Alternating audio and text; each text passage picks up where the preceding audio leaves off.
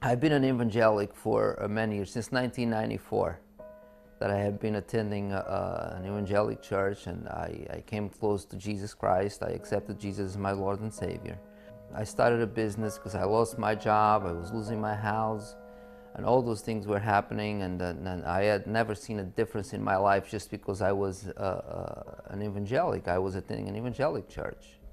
I was planning of just getting rid of the business. I had an offer for a job, and my partner was leaving to Portugal, and I was decided to sell the business.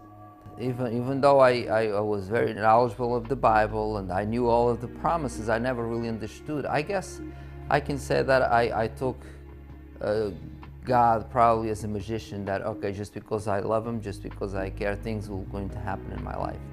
And I came to realize it didn't work that way. And it was under the direction of my brother, who's a pastor for the Universal Church for many years. And there he says, well, I think it's about time you start to really put God first. But I thought I did. I was putting God first.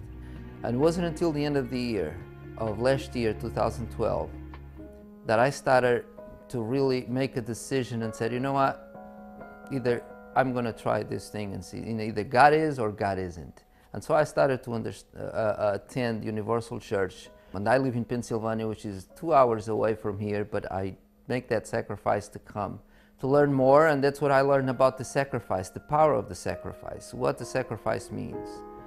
And I was struggling with that because I always saw, well, God doesn't ask us for it. I mean, well, God doesn't need money. I mean, I thought I was giving my life to Jesus. Since the campaign started, there has been a struggle in my mind, in my heart. Am I doing the right thing? Is this what I should be doing or not? So it's been a big struggle.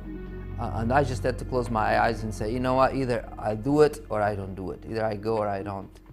So I participated in the campaign of Israel at the end, with a sacrifice to me. I mean, my life was, I had no work, I had no job, I have nothing. So I did everything I could. I'm not sure really if it was $3,000 or $5,000 that I sacrificed. I was a struggle because of different reasons. One was, what is this money for? It always came to my mind. Is why am I giving money to these people? But then I said, well, no, this is between me and God. It's between me and God. Either God is or God isn't. So I struggled. I even cried. I could not afford to do that, but I had to do it. I had to do it. And the thing is, the truth is, things started to change. I had been in business since end of 2009, so 2010 and 2011 and 2012. It was 3 years. And whatever I had been, my business sold up to then, I decided, if this works, I want to double. In 2013, I need to double the sales of my business. And the truth is, right now we are in June, and since I participated in the campaign in December, now we are in June, 6 months later. Our business has double sales of the whole last year.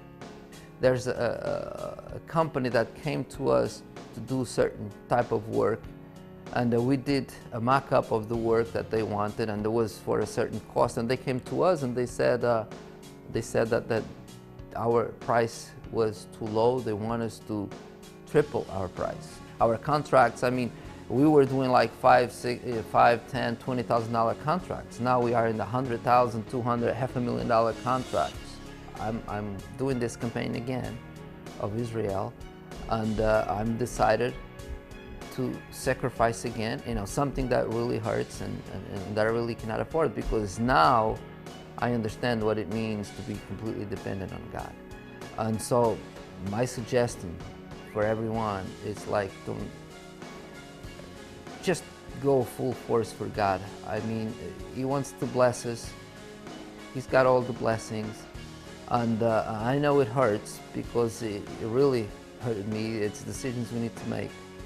But if we really want God to work in our lives, we have to be completely obedient to God and just let it all out at the altar.